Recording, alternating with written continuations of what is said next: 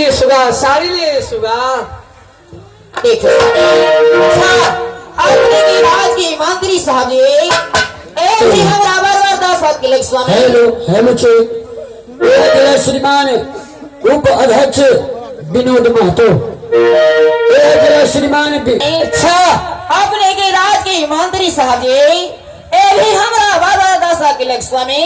एक बदन से कपड़ा उतार लिया। ओ मंत्री साहब,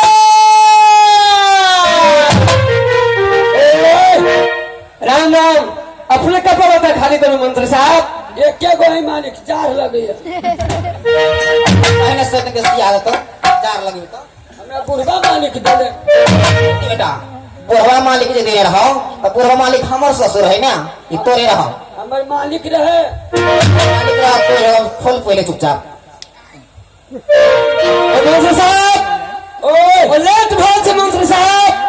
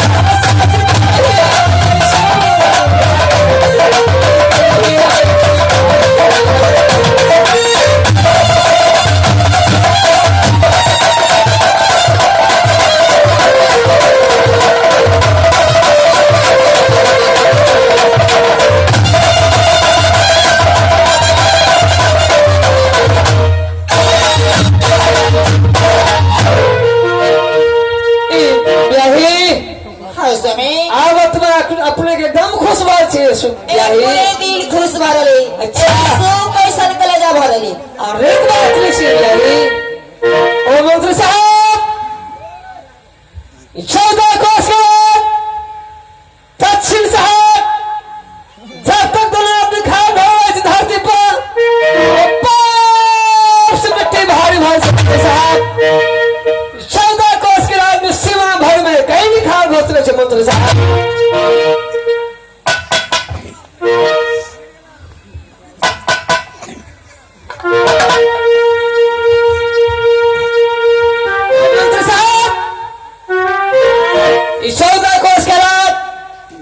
दक्षिण साहब जब तक जनाब में खाए भरे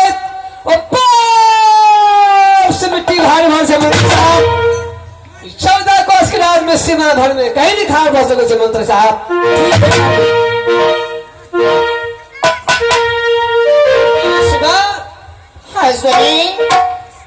भूख प्यार के टाइम से भी आ गए सती। अच्छा निंद्रा से भी सदा छी सती। कुछ देर आराम कर दो महान में सती। ईश्वरनाथ ये अपने की राजी यही ब्याही ये भूख प्यास की से ही भगला और नींद भी सतारा रे।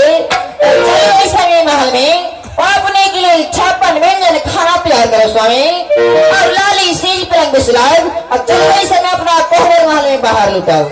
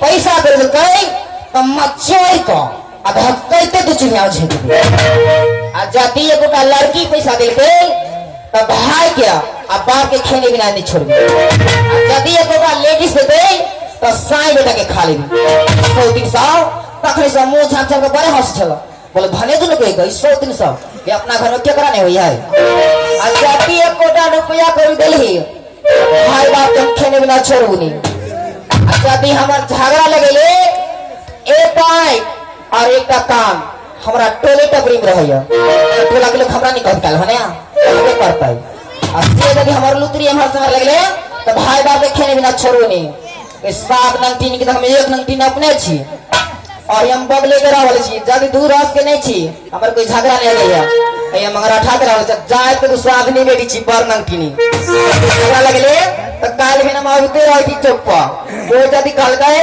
तो मसवेर के धर दो सही बेटा के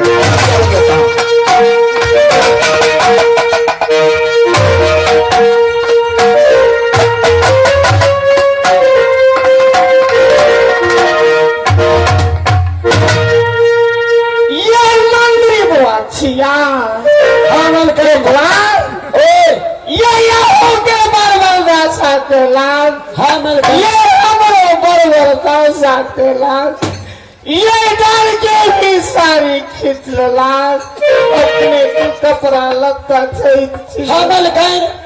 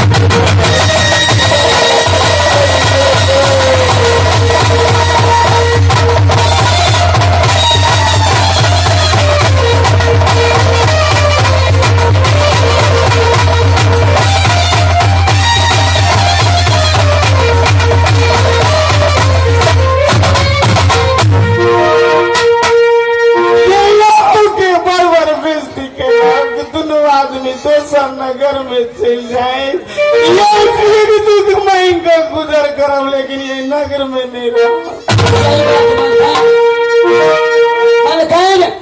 मालिक ये कहो कि जब तक दोनों आदमी दक्षिण सर के धरती पर फैल देने चाहिए ताप से मिट्टी भारी भार रहे जतक जल्दी हुए ओतक जल्दी राज्य से निकल कर दूसरे राज्य में जा सकते।